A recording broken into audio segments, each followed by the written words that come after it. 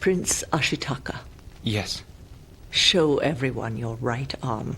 The infection will spread throughout your whole body, bone and flesh alike. It will cause you great pain. Hello and welcome to all the Hillians out there. I'm Joe here from my co-host Stan. Hello and greetings. You enjoyed the intro with Ashitaka and Mononoke Hime because seems like we're kind of going to be redoing that story in some ways. We're also going to be revisiting the whole Scar's arm had to be cut off and replaced with his brother's arm thing, because why not? Okay, so the problem I have with the whole Ganon's gloom, as they call it. Yeah, I'm going to keep using that image of the Pokemon gloom. Circumnavigating the Master Sword, shattering it, cursing Link's arm, is that how come this has never happened going back to Ocarina of Time, Link to the Past, and even in Wind Waker? How come this never happened in any other Zelda game? This doesn't make any sense to me. Yeah, if Ganon had the power to destroy the Master Sword, why didn't he do it before? And this is supposed to be, I think, the same Ganon as from Twilight Princess and Ocarina of Time. I'll compliment the game for bringing in the Zelda-tune idea and paying homage in that way in a subtle manner while being different from Zelda-tune is something I do like. But the problem here is that Ganon has never demonstrated the kind of power to destroy the Master Sword. So far, my opinion is this shouldn't be a Zelda game. If this was anything but Zelda, it'd be much more feasible. I wouldn't go that far, but okay. You just mentioned Master Sword. If we started off with an original story and this legendary sword got shattered, my immersion wouldn't be broken. On the other hand, Zelda's very much inspired from Arthurian myths, and Excalibur in one myth was shattered. That's fair. And Arthur then had to go get a new Excalibur of sorts. Yeah, I know. There's more than one. Technically, Excalibur's the sword he gets from the Lady of the Lake. And so his first sword shattered. This is an archetypal thing that I think they're trying to reference back to Arthuriana. The problem I have is that Ganon has never been powerful enough to shatter the Master Sword. So while I will happily reference Arthuriana to back up what happened in the game, the problem I have is this doesn't make any sense with the previous lore we have. Before anyone says, well, actually, every Zelda game's unconnected. No, that's not true. Every Zelda game has been proven to be connected to each other in some capacity, or at least have been proven to go back to Ocarina of Time. You see, Ocarina of Time is when the timeline splits, and after that we have all the different games which are sequels to each other in 3 different timelines. You have the child timeline, you've got the adult one, you've got the fallen timeline. Prequels, of course, notwithstanding. Breath of the Wild and Tears of the Kingdom basically being in the child time, where Ganon eventually comes back after a couple of generations in Twilight Princess. In Twilight Princess, he's certainly not powerful enough to shatter the Master Sword. He tries. He gives it a great wallop, but he doesn't succeed. Then there's the whole cursing Link's arm thing. Link has the spirit of the hero. He's the spirit of the hero, but he's also interlinked with the Triforce of Courage, which does give him some protection, I think, from Ganon. So how could Ganon shatter right through the Master Sword and curse his right arm? This doesn't make any sense to me. Because, well, as the wielder of the Triforce of Courage, Link gets perks. It's just part of his own innate abilities. Increased strength, stamina, vitality, and also protection from, magic. Or at least protection in some capacity, I think. Not to mention there's the Master Sword, which is very, very powerful. For a sword that seals evil, it doesn't seem to be very good at it in this game, given that evil just goes pashnook. And that part of the intro, I'd even say, is badly written. It'd be one thing if they had stuck, I don't know, Majora's Mask onto Ganon. There, I'd say, yeah, he's got the power to shatter the Master Sword. Actually, they maybe should have gone that way. And Majora was a very powerful villain. In some ways, I'd argue he's more than a match for Ganon. Majora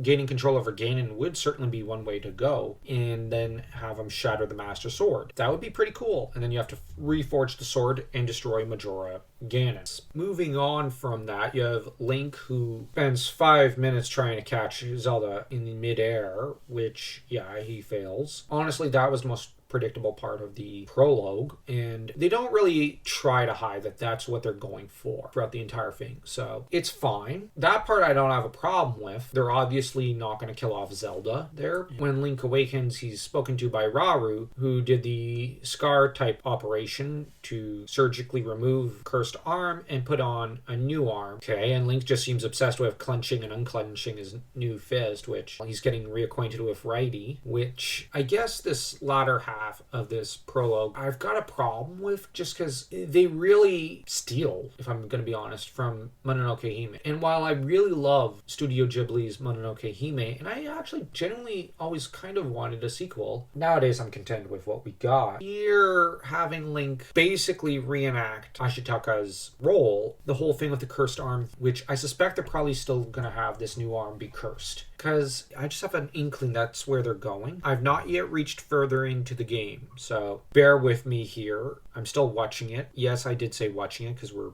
using someone else's playthrough. I don't have the time for playing such a game, sadly. But this is where I just find, why take from Mononoke Hime when Zelda has a lot of literature and lore to it all its own? You don't need to have the cursed arm. Part leaves a bad taste in my mouth because it leaves me cold, because I don't really want Legend of Zelda to copy from Studio Ghibli. Because let Studio Ghibli be Studio Ghibli. Let Zelda be Zelda. They already kind of took from Studio Ghibli with the Pokemon I Choose You movie, which was fine. Now, that being said, if they were making a Zelda OVA or movie, I'd say yes, get Studio Ghibli to make it. They're the ideal studio. That would be fine. But this is a game, not a anime movie. And I realize that this is going to get a lot of dislikes. But I'm just trying to be fairly balanced about this whole thing, because this latter part of the intro is not great. I really love Mononoke Hime, and I rewatch it probably about 1 to 3 times a year. I also tend to watch Spirited Away that often. These are Studio Ghibli's 2 greatest films. I just want Zelda to be different and apart from it. To me, such a cursed arm storyline, even separating Studio Ghibli from it, I think it would work with a voiced protagonist, not a silent protagonist, like Link. Hence why I think if it were a different game outside of Zelda, Fire Emblem, it probably would work far better. But because they're the Zelda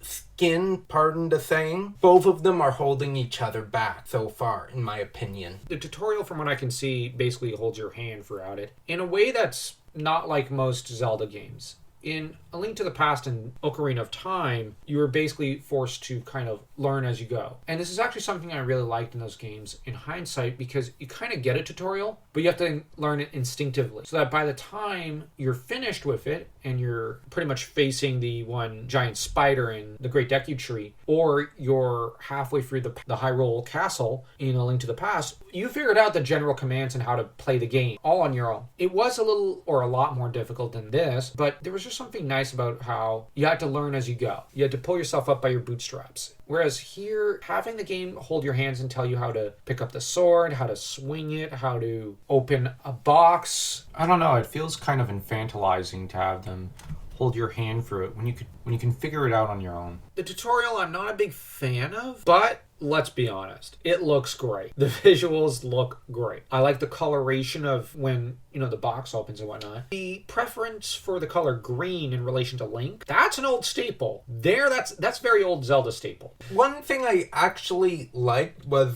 when the gears started turning on the side, I like the fact that they respected the physics in regard to that. Yeah, that's true. Having the gears shift and whatnot and rotate and all perfectly shows a lot of respect for physics, as you said, and shows a lot of attention to detail on the developers and programmers' parts. I have to admit, I'm very impressed with the visuals of this game. I don't think the visuals are anything anyone can really complain about. My only nitpick is I don't really care for Link's haircut. I prefer him with shorter hair. What's funny is that Zelda in this game has very short hair, and I prefer her with the long hair. I just think Link pulls the short hair better. But on the other hand, the visuals they look great. Even the sound and the music and whatnot is great. So while I do have my complaints about the way the tutorial works, and I do have my complaints about the sword thing, and I do understand the sword thing from an archetypal point of view, while I'm not exactly keen on it due to the previous lore, that said, they might be taking us on a great hero's journey, so we do have to keep an open mind in that regard. Obviously, they're going to have you repair the Master Sword, and likely they're going to have it even more hallowed than before, as that's an old trope. And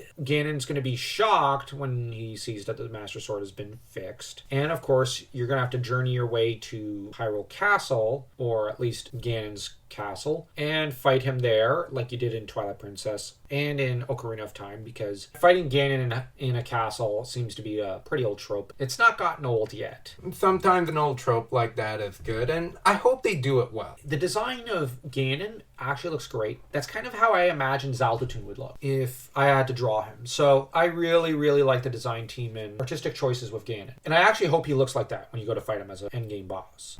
Oh, and as to the hearing Raru's voice in Link's head thing, that's a little weird. So I'm just gonna leave that here. While I'm not against it, it is weird. So I do hope they explore more of Raru and his lore further on in. From what I understand, they will. So I'm pretty excited for that. Hope everyone enjoyed this video, our part 2 analysis of the prologue. Next time, we're going to continue with our analysis of Tears of the Kingdom. If you enjoyed this video, don't forget to smash that like and that subscribe button as though you were Link properly taking out Ganon with the Master Sword well in hand.